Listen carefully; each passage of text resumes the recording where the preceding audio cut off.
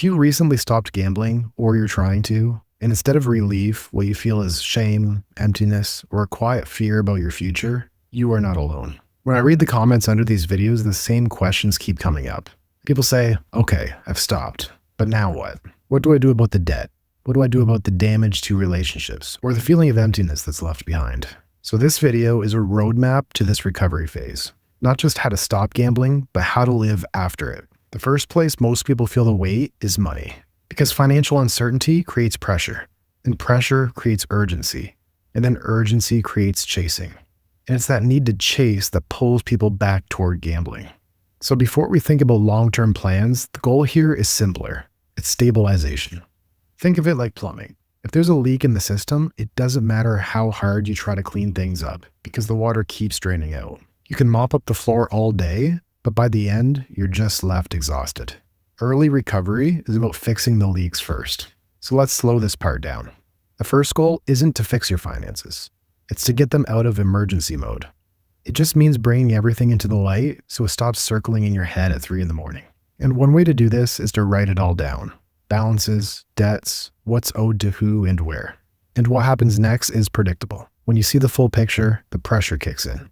You think, I need a plan. I need to fix this fast. I need to make up for lost time. And that urgency feels responsible, but it keeps the nervous system on high alert, making it easier for gambling to slip in and promise relief. Although your logical brain knows any win is a future loss, your emotional brain can override that. So this is often the point where it helps to bring in support that isn't emotional. This could mean bringing in professional support like a financial planner, an accountant, or nonprofit credit counseling. Their job is to slow things down, lay out options, and give shape to something that feels formless and heavy. They handle the numbers and you can focus on staying steady. But here's the part that matters most. None of this works if money is still slipping through the cracks. So this is where containment comes back into the picture. That might mean self-exclusion, using tools like Gamban to block gambling-related websites, and removing easy access to funds. For a lot of people, this could also mean letting someone else hold on to their money for a while. This could be a partner, a family member, or having your paycheck go into an account you don't directly control. But thinking about that step could bring up a lot of difficult emotions like embarrassment or shame. And that's where we need to go next. Because this is where a lot of people get stuck in the heavy emotions associated with self-criticism. Because they're afraid of what will happen if they stop being hard on themselves. They worry that if they stop criticizing themselves, they'll be careless. But what I often see is something very different. Self-compassion isn't going easy on yourself. It's about learning how to stay with the pain without adding a second injury. The first injury is what happened, the losses, the emotional roller coasters, the fallout. The second injury is the way you talk to yourself afterward. It's the voice that shows up late at night, the one that rewrites your entire life around the most difficult chapters. It sounds like accountability, but most of the time it's just pain with nowhere to land. Self-compassion is about saying, this is really difficult right now, and not turning it into a verdict about who you are. And this matters because shame doesn't heal in isolation. It grows there. Shame likes closed rooms. It likes secrecy. It thinks being seen would make things worse. But what I see every day is that it's the exact opposite. Connection heals. I've sat with people who've carried shame for years, and saying one honest thing to another person allowed them to feel like a weight has been lifted from their shoulders. The consequences are still there, but something shifts. They're so much lighter and able to take action on the things that propel their recovery forward. And recovery doesn't start with everything all at once. Support can take different forms. For some people, it's reaching out to a counselor who understands the issue. For others, it's a support group like Gamblers Anonymous. And sometimes it's taking that difficult step to open up to a partner or family member. These moments matter because connection heals, but shame tells you to disappear until you're better. But connection says you don't have to wait. And it's self-compassion that allows you to start reconnecting before you feel ready. It doesn't remove shame overnight. It just changes your relationship to it.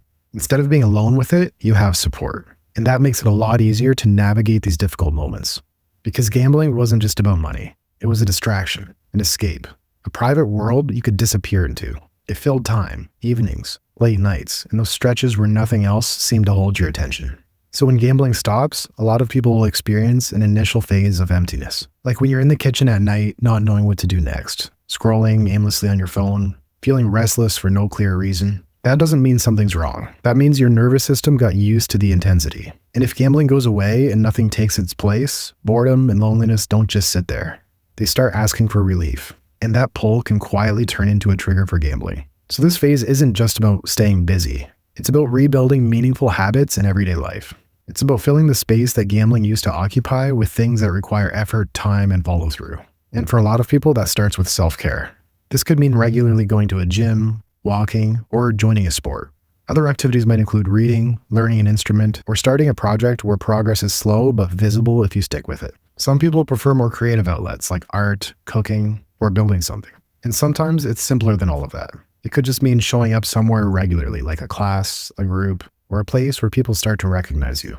And over time, these things start to rebuild self-esteem. Not the false confidence of a massive dopamine spike, but through effort that sustains you long-term. This kind of reward feels different. It's quieter, less dramatic, but it lasts. And over time, it changes the things you reach for. When you're bored, lonely, or restless, you turn to these things instead of gambling.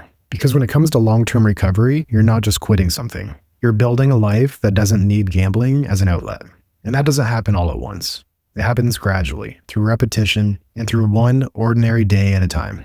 Recovery doesn't usually fall apart because people don't know what to do. It falters when everything feels too big, too heavy, and too far ahead.